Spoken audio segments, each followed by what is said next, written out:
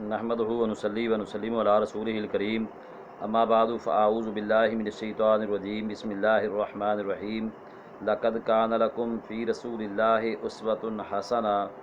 البتہ تحقیق تمہارے لیے نبی رحمت رسول معظم صلی اللہ علیہ وآلہ وسلم کی ذات گرامی بہترین نمونہ ہے۔ حضرات،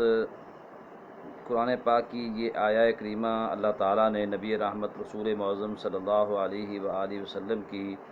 پاکیزہ زندگی کی ایسی مثال پیش کی اس آیہ کریمہ میں کہ ہمیشہ کے لیے آپ صلی اللہ علیہ وسلم کی زندگی مبارک ہر ایک انسان کے لیے بہترین نمونہ قرار دے دیا۔ 1400 سال کا عرصہ بیت چکا ہے، آج بھی آپ صلی اللہ علیہ وسلم کی زندگی ہمارے لیے اسی طرح بہترین نمونہ ہے جیسے 1400 سال پہلے آپ صلی اللہ علیہ وسلم کی زندگی مبارک صحابہ کرام رضوان اللہ علیہم اجمعین کے لیے بہترین نمونہ تھی۔ اس کی میں ایک دو مثالیں عرض کرتا ہوں تاکہ ہمیں سمجھ آ سکے کہ آپ صلی اللہ علیہ وسلم کی زندگی مبارک کتنی بہترین اور کتنی اعلیٰ اور پائیدار نمونہ ہے ہمارے لیے۔ ابھی میں ایک دن ایک تصویر دیکھ رہا تھا، اس کے اوپر کپڑے لٹک رہے تھے ایک جگہ پہ اور کپڑوں کے اوپر بچھو بیٹھا ہوا تھا۔ اسی طرح دیگر کئی دفعہ تصاویر دیکھنے کا موقع ملا۔ ایک تصویر میں دیکھا کہ جوتے کے اندر سانپ ہے، اور کئی دفعہ بستر کے اوپر کوئی موذی چیزیں ہوتی ہیں۔ تو مجھے فرمان خدا یاد آیا کہ دیکھیں اللہ تعالیٰ نے کس خوبصورت انداز میں نبی رحمت صلی اللہ علیہ وسلم کی مبارک زندگی کو بہترین نمونہ ہمارے لیے قرار دے دیا ہے کہ آپ صلی اللہ علیہ وسلم نے 1400 سال پہلے ہمیں یہ تعلیمات ارشاد فرما دی تھیں کہ لوگوں جس وقت تم نے اپنے بستر پہ جانا ہے نا تو بستر کو جھاڑنا ہے، یعنی بستر جو ہمارا دن بھر کا لپٹا ہوا ہے یا ہم نے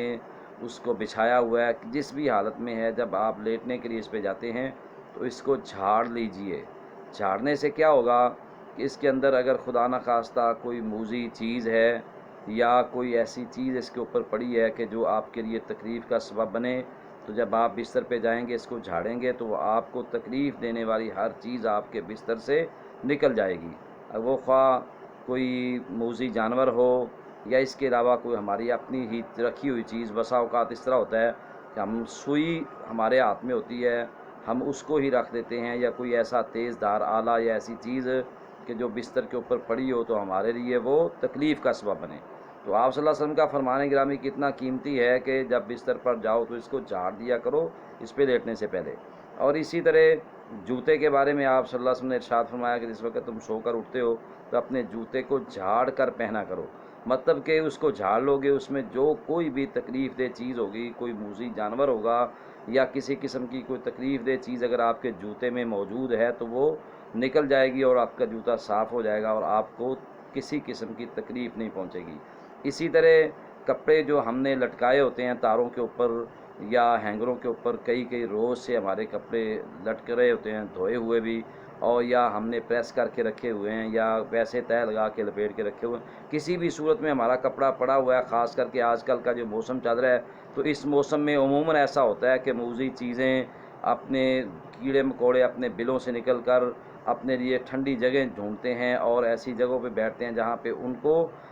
ٹھنڈک بھی ہو اور ساتھ ساتھ وہ محفوظ بھی رہیں، تو ان کو ایسے لپٹے ہوئے کپڑے یا ہمارے لپیٹ کر رکھی ہوئی جو چیزیں ہوتی ہیں ان کے اندر پناہ گاہیں ملتی ہیں۔ تو آپ صلی اللہ علیہ وسلم کے فرمان کے مطابق جب کپڑا پہنا جھاڑ کر پہنو، تو جب کپڑا جھاڑ کر ہم پہنیں گے تو اس میں اگر کوئی موذی چیز ہے، کوئی موذی جانور ہے تو وہ نکل جائے گا اور ہم ہر طرح کی تکلیف سے بچ جائیں گے۔ اسی طرح نبی رحمت رسول معظم صلی اللہ علیہ وسلم کی زندگی کو ہم کسی بھی لحاظ سے دیکھیں گے تو اس میں ہمارے لیے امن ہی امن ہے، سکون ہی سکون ہے۔ تو یہ ایک دو نمونے میں نے آپ کے سامنے پیش کیے ہیں کہ جوتا جھاڑ کر پہنو، تو جب جھاڑ کر جوتا ہم پہنتے ہیں تو 1400 سال پہلے حضور کی دی ہوئی تعلیم آج بھی ہمیں ویسے ہی فائدہ دے رہی ہے جیسے اس دور کے لوگوں کو فائدہ دے رہی تھی۔ بستر ہم جھاڑتے ہیں تو آپ صلی اللہ علیہ وسلم کی تعلیم سے ہمیں